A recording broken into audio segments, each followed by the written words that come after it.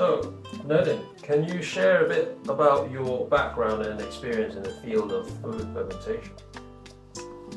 I guess 25 years as a chef. I began my interest in fermentation in a deeper level working at the Nordic Food Lab. That was back in 2012. It was a houseboat on the river next to Restaurant Noma, and it was dedicated to exploring the world of deliciousness through the edible geography of the Nordic regions. Yeah, so that was the first serious introduction, and began a sort of journey of learning and appreciating the value of this method of culinary process. I later set up some cookery events in London. We did 2 and documented 3 of them, and on the basis of those, I was offered the opportunity to set up a restaurant in Hong Kong, Restaurant Ne. So we designed the concept around nourishing gastronomy as a way to communicate our intention behind the way we would make food. And this became a place that I was enabled to explore different types of fermentation, along with being inspired by the rich culinary region we were in. So what do you think of the different ways fermentation is done historically in different parts of the world? Well, fermentation as a process has been a way by which humans, out of necessity, have learned to preserve food for the leaner times of year when food was maybe not available, as a way to store the glut of a harvest and make food safe and available for later consumption. And different cultures have interpreted that method and applied a uniqueness which has helped blossom culinary identity around the world. And that's what's so beautiful about travelling to Indonesia and having a shrimp paste and comparing that to being in Vietnam or Cambodia. Each method might be different and have different flavour profiles due to the raw materials and the exact process that's applied. So how does fermentation contribute to the sustainability in food production? So we really are a critical tipping point in the world where we've exceeded, I think they describe 9 planetary boundaries. We've exceeded 7 of them, which means we are putting our future generations in severe risk with a small increase in temperature as a result of our ill-conceived industrial practices that maintain broken systems such as the food system. Okay? So when you ask about fermentation and sustainability, fermentation for me is one of the tools, and that's what I've been, I guess, learning about on this opportunity to return to studies in Copenhagen. I've learned about those things on a macroeconomic scale, and also held a magnifying glass up to the world of fermentation. Fermentation is a tool which can be utilised to valorize those side streams, those ill-conceived food processing methods that make use of just a percentage of the raw material. So what's an example of that? I don't know, making almond milk and using the just a percentage of the almond and discarding it or feeding it to animals. Is that the best way? Okay, so fermentation is a way of connecting the dots of completing the life cycle. And it's through these its microbial interaction, fermentation can be applied to food that would otherwise be, worst, just sent to landfill, and transformed into delicious things that are both nourishing and enable us to use everything and be respectful to that once, form of life.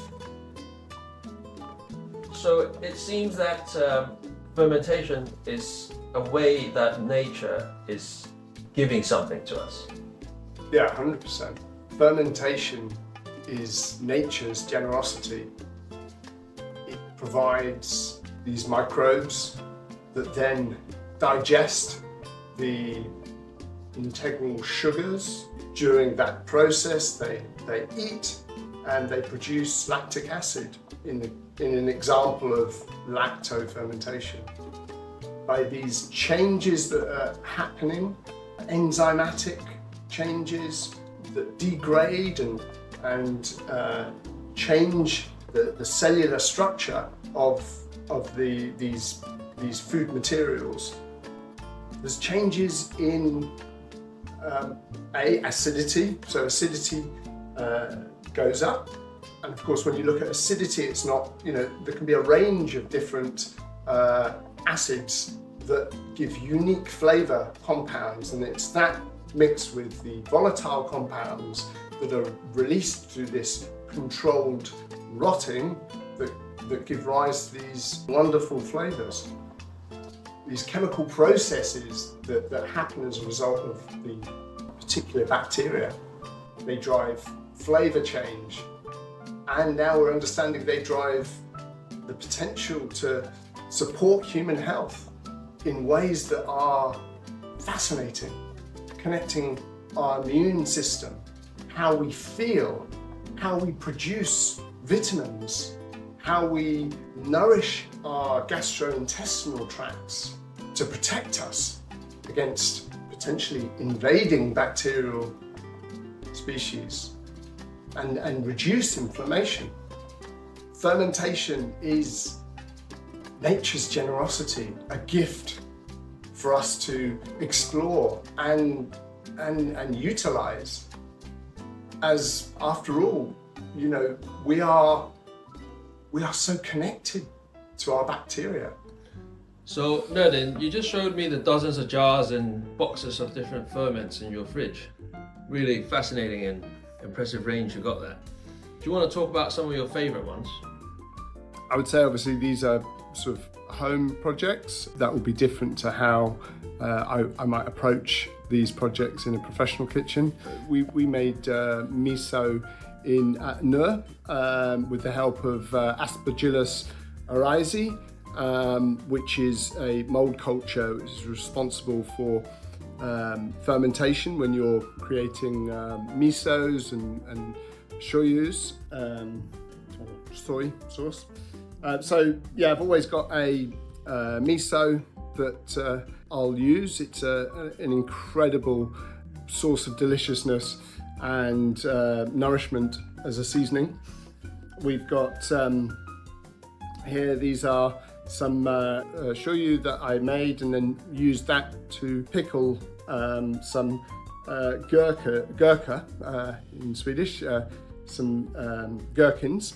Unfortunately, this was a first attempt, and it was a lacto-fermented pickle, and it wasn't really going in the right direction. So my aim is not to throw anything away, and I believe you can save something even if it hasn't expressed its best, and this is an example of that. So that's circular economy and ensuring zero waste. And then we have a lacto-fermented pickle, and this is something that I'll use on salads.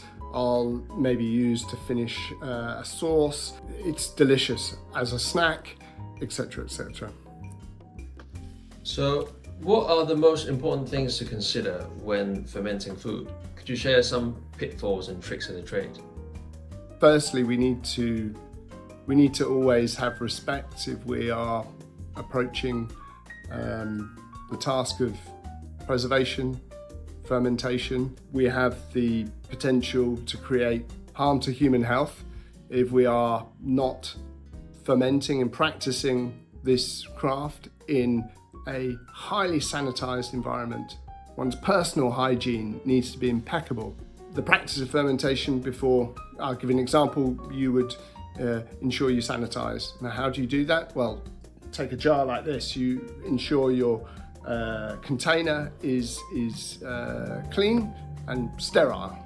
So you wash it, you boil it, the jar that is. You carefully remove the jar, allowing it to cool naturally. You don't shock it so the glass breaks, that's a hazard. You follow the steps of your fermentation, ensuring that all surfaces are sanitized. You're working in a clean, orderly space. You're making sure you're washing your hands a few times through the steps properly, a good 30 seconds with a sanitizing hand gel. All of these steps need to be taken in order that when you ferment, you're not introducing bacteria that could be harmful to your ferment and pose a risk to human health. Is everything fermentable? Well, in theory, yes. In practice, some things ferment better than others. So generally speaking, the green leaves and plants, whilst they are fermentable, 100%, some of them can produce very different results to, say, root vegetables. So it depends on the category of fermentation as to which is more successful. But of course, with fermentation, there's many things that impact that.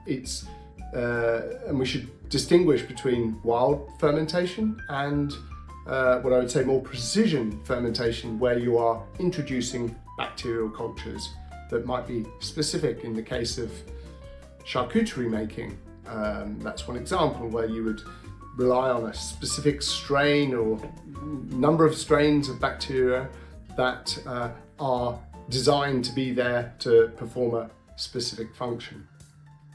So aside from human health, of which the story is being revealed day by day as scientists around the world put the pieces of the jigsaw puzzle together, aside from that, gastronomy is enhanced by the range of fermented foods. Think of coffee, think of chocolate, think of the prosciutto that is aging in its environment from pigs fed on acorns, harvested in the late autumn, preserved for 2 years with specific bacterial ecology that enables these delicate fermentation reactions to be controlled and develop amazing flavours. However, you need to know what you're doing. In the same way, one wouldn't walk into a Swedish forest in the autumn and pick mushrooms willy-nilly, return and cook them. You know, we understand that kills people. And in the same way, we need to apply respect to the art and craft of fermentation in the home kitchen.